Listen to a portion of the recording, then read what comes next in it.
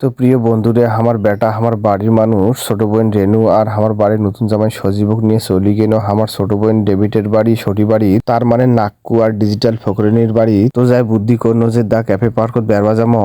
আর এই দা cafe park হচ্ছে মিঠাপুকুরের সটি বাড়ি। এই পার্কে দিনের বেলার সে রাইতের ভিউটা নাকি বেশি সুন্দর, ওই জন্য সিদ্ধান্ত নেনো যে রাইতের বেলায় যাবো। পার্কে বেরবা যাওয়ার কথা শুনি তো আমার ভাগ্নে ভাগ্নি আর আমার বেটা মহা খুশি। পার্কের মেইন গেট দিয়ে ঢুকিয়ে হাতে ডাইন বক্সে আছে টেলিফোন বক্স, এদিকে ফ্রি পায় সজীব কারবার সাথে কথা কবা গেছে। তো রাইতের বেলা চাইর পাকে রং বেরঙের বাতি দেখি তো আমার চোখ জুড়ি গেছে।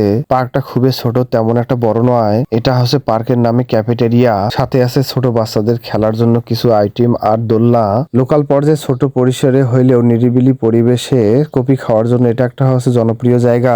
আর আমার ভাগ্নে ভাগ্নি আর বেটা দোলনা পায় তো মহা খুশি, কারণ আমার বেটার দোলনা এতই পছন্দ যে বাড়ির গাছের সবসময় একটা করে দোলনা টাঙিয়ে থুবে নাগে। পার্কের লাইটিং সাজসজ্জা থাকি পরিবেশটা অনেক সুন্দর, চাইলে পরিবার সহ ছোট্ট পরিসরে যা ঘুরে আসতে পারেন।